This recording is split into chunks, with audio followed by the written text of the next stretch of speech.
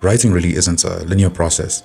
What we see with authors, and you could say writers as well, that they often revise, rework, and interconnect their narratives through foreshadowing or thematic symbolism, and they also can use other writing techniques. So what I've come to realize, or rather what I think is the case for the weekly enjoyers of manga or anime, is that it feels like they think that writing a story is a straightforward, linear journey from beginning to end.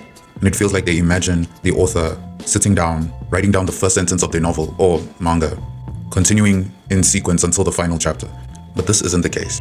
And so while this video is directed towards primarily week-to-week manga consumers, I believe it's generally going to be beneficial if you are an author yourself or a writer on someone else's project to understand what non-linear storytelling is, in case you felt pressured to go with this unrealistic standard, or rather unrealistic to some.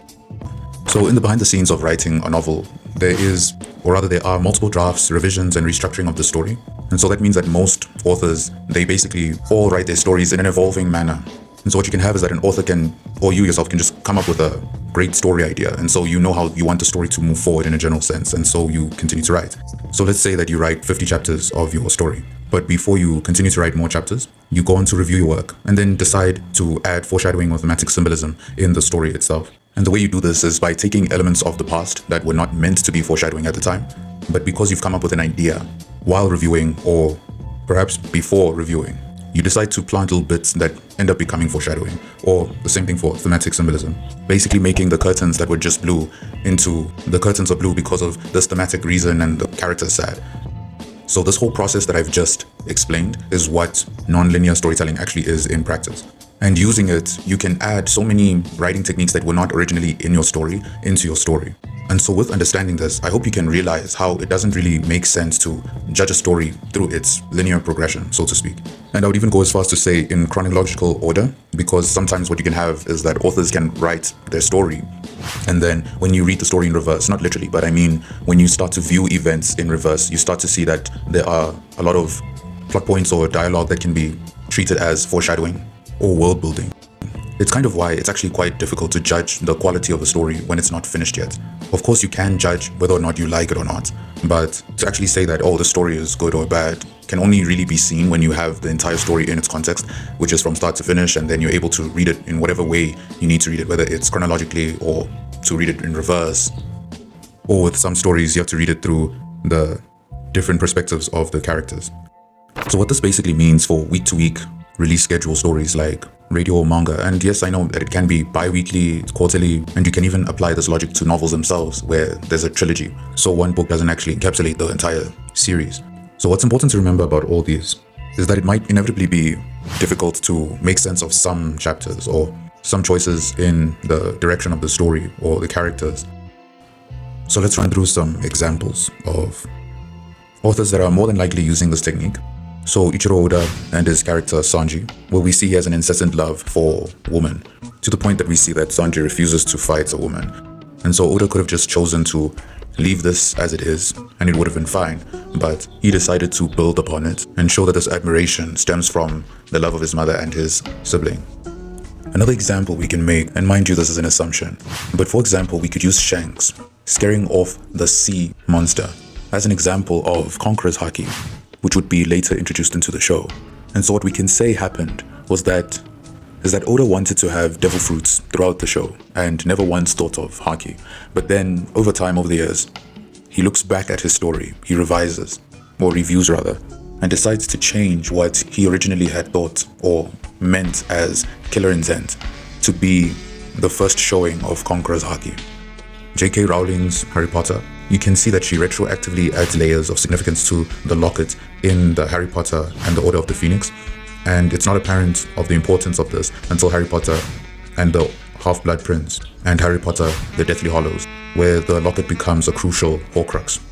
Masashi Kishimoto's Naruto is also, and he has examples of this, where Naruto, the protagonist, his main and entire goal of the series was to gain the acknowledgement and the respect of the Hidden Leaf villagers. And for most of the story, you don't see this actually play out. But then in the Pain arc, we find out that the Hidden Leaf villagers have taken a liking to Naruto since the tail end of the first part of the Naruto series, to the point that a quarter way through Shippuden, they had already accepted him. and his eventual defeat of pain was just his transition from acceptance to hero. And so what we retroactively find out is that Naruto was actually ignoring this, as revealed in the Waterfall of Truth. And we realize that he's ignoring this because of his resentment and distrust of the Hinleaf villagers. Another writing technique that you can use this method with is world building, where you can pin it on something as simple as how other characters in a certain location treated your main character. And when you're combing through, as an author, if you're combing through your story and you see that in this location there was this consensus that they would be kind towards your protagonist, you could make that world building in hindsight because you as the author wanted to be. And now you can say that the reason why that they were treating the protagonist in this specific way, let's say kindly, is because it's part of their culture. And so doing so with purpose, this meaning that you're not introducing world building for the sake of it, depending on the story you're trying to tell, but that maybe the scenario was that in that location the people were very willing to teach their secret techniques and things of that nature. And so maybe when you are reviewing your series, you see that it doesn't really make sense for a nation to willingly divulge secrets like that. But now, if you've made it part of their culture, it makes more sense in the story. And this is all dependent on the type of world that you've made. So we can't say blanket term and say that no nation in any story would ever know. It's all about your story. And so if you have made your story to have nations that are very protective of their secrets, then you might have to use this method and specific example to fix what you've done. And so what we can grasp from all this is that non-linear storytelling is more true to human cognition and creative working in general, because we as humans, we often jump from one idea to another. And sometimes our stories reflect that, where authors, when they're telling a story, they can write stories using intuitive leaps, discovering connections and themes that can only become apparent after drafts, reworking and revising the story.